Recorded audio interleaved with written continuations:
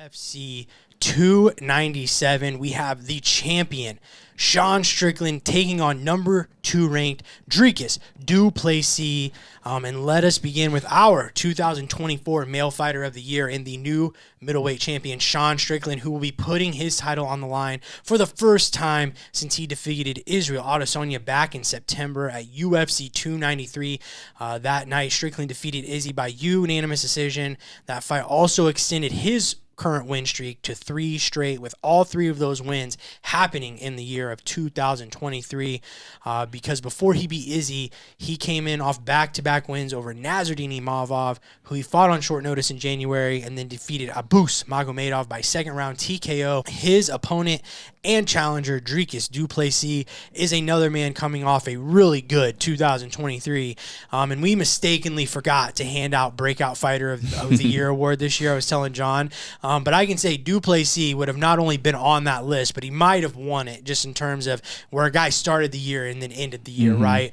And that's because last year, Dricus defeated Derek Brunson by second round TKO in March, and then turned around and did the very same thing to Robert Whittaker in his last fight back in July.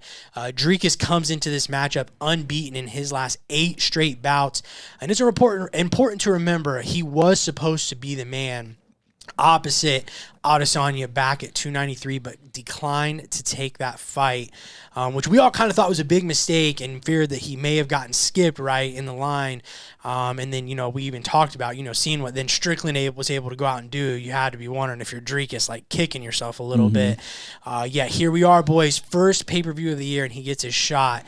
And we will begin with Brandon. How do you see this one going? So this one, this is such a weird fight, man. Like, if you would have told me 6 months ago that we were going to see these two fighting for the middleweight belt, I would have thought you were silly. I've historically gotten both these guys wrong multiple times. Yeah. I did not pick for Strickland against Izzy. I did not pick for du Plessis when he fought Whittaker, and both of them proved me wrong. And there was even fights before that I picked against him.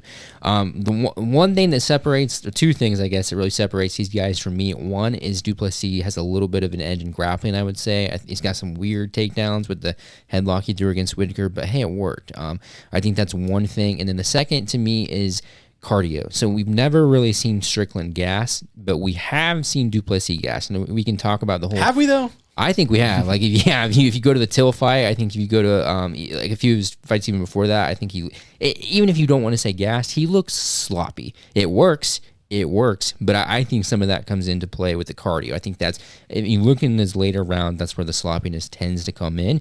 But again, he still wins. He makes me eat my words, but I just don't see Strickland gassing. I have a hard time seeing who wins this and how. Due to consistency with the striking, I think that's where Strickland has the edge, push the pace, make him play his game. I think if du Plessis implements the grappling and is able to hold Strickland down, that's one thing. Also, du Plessis carries some weird, awkward power. So maybe that lands as well. But ultimately, I'm going to go with Strickland. I am going to say 4th round TKO. I think he pushes the pace. I think he wears down du Plessis, and I think he gets it done. I think it's going to be similar to what he did with Abus, but longer. Yeah, Strickland looks to be in phenomenal shape as well. I did see that on Instagram. But yeah, I'm with Brandon. This is a really interesting and tough one for me, and primarily exactly what he said. This time last year, would have never predicted that we would be here for either of these guys, let alone to see Sean Strickland as a champion is pretty wild. I think both have a tendency to kind of overperform in big spots, which is a really good thing. I'm not saying that in a negative way. And both are also, ironically, coming off really big upsets, right? Where in both matchups, right, we thought both would be at a disadvantage in the striking, yet both successfully not only won their matchups on the feet, but did so in impressive fashion. But here's kind of where I had to land, and that's who do I think could be more capable of solving the other in the stand-up. And for me, that's Dricus. We know Sean will utilize that Philly shell, kind of mix it up with his cardio, right? He kind of plays off of those 2 things really well by pushing the pace and doesn't stop, but just does a really good well defending himself with that shell. But how you can beat a Philly shell, and it's one thing I think Izzy felt short of, is moving forward, bringing volume, and getting your opponent to react differently and trying to be as defensive as get him to be as defensive as possible. And Izzy, to me, just wasn't active enough in his fight with Strickland. And I think Dricus is a guy who, for better or worse, will come forward, and he's going to take the risks necessary to get Strickland's guard down. And it's important to remember Dricus showed a good high guard himself in that Whitaker fight. He was very tough for Whitaker to hit in that matchup. Also got some funky and unorthodox footwork, does Dricus, and his timing just unlike anyone else as well. But the other reason I'm giving Dricus an edge is for his ability to possibly get this fight down. Outside of a boost, it's really nothing Strickland's had to worry about in his last couple of fights. And not only to get it down for Dricus, but then to keep it there and maybe even finish on the ground. Sean's incredibly tough to get down. I'm not saying it's going to be easy, but I do believe DDP might be the strongest guy Strickland's ever faced, and I'm including Cannonier in on that. And I think strength, the difference there for DDP and strength could be also a big difference that leads to that success in the grappling where maybe Strickland hasn't faced as much. I think my pick also a little contingent on DDP getting it down, I will say. So take that with a grain of salt, because if he doesn't get it down, he could get picked apart, right, for 5 rounds. But I think that has to be a part of the game plan for Dricus heading into Saturday. I'm trying to think, Dricus has never been 5 rounds, has he? I don't think he has. I don't think he has. I think I'm surprised I didn't factor more into your pick.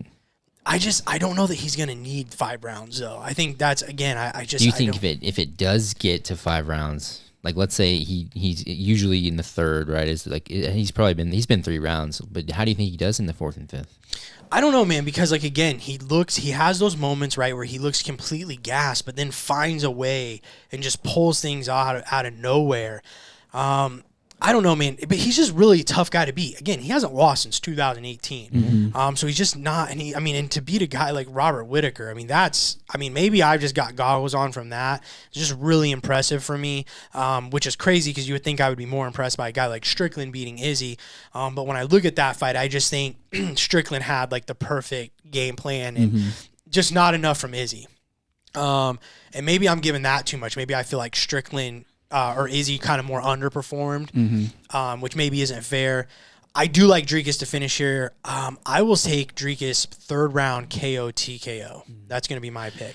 Yeah, this is I have like some outside factors that I'm kind of putting into this as well. I agree with a lot of what you guys were saying as far as some of the fight aspects, but I'm also, interested to see how the buildup goes for this because of the fight. And you've seen that big promo they ran Saturday night where they're showing the fight in the crowd. We've seen the interview with Strickland. So I'm interested to see how that goes, because now that, DDP knows he can kind of trigger Strickland, I wonder how that works. But on the side of Strickland, there's a couple things that I think I'm looking into. One, Izzy just did an interview with Teddy Atlas, and he talked about how Sean, the way he throws his jab, it almost like hammer fists you in the nose since he does that shell. And we do know DDP just had surgery on that nose. That's been like one of his things. Yeah. So, if he can bust up that, who knows how that changes maybe some of the lasting later in the rounds. But I also seen that Strickland has been training with Johnny Eblen, and I have a lot of respect for what he does as far as pressure, as far as grappling. We've heard Brendan Allen, I think, say that Strickland was able to out-wrestle Magomed in training camps and stuff. So we haven't necessarily seen that yet because nobody's been able to get Sean, outside of like maybe Kamaru way back when he was a welterweight, to really push his wrestling. But I do think that Strickland will have some of that. And for DDP, he had that momentum and, he kind of let it go by taking the time out. So I'll be interested to see if he can kind of maintain that, because I don't know if there's anybody who has more confidence right now probably than Sean Strickland based off of beating Izzy.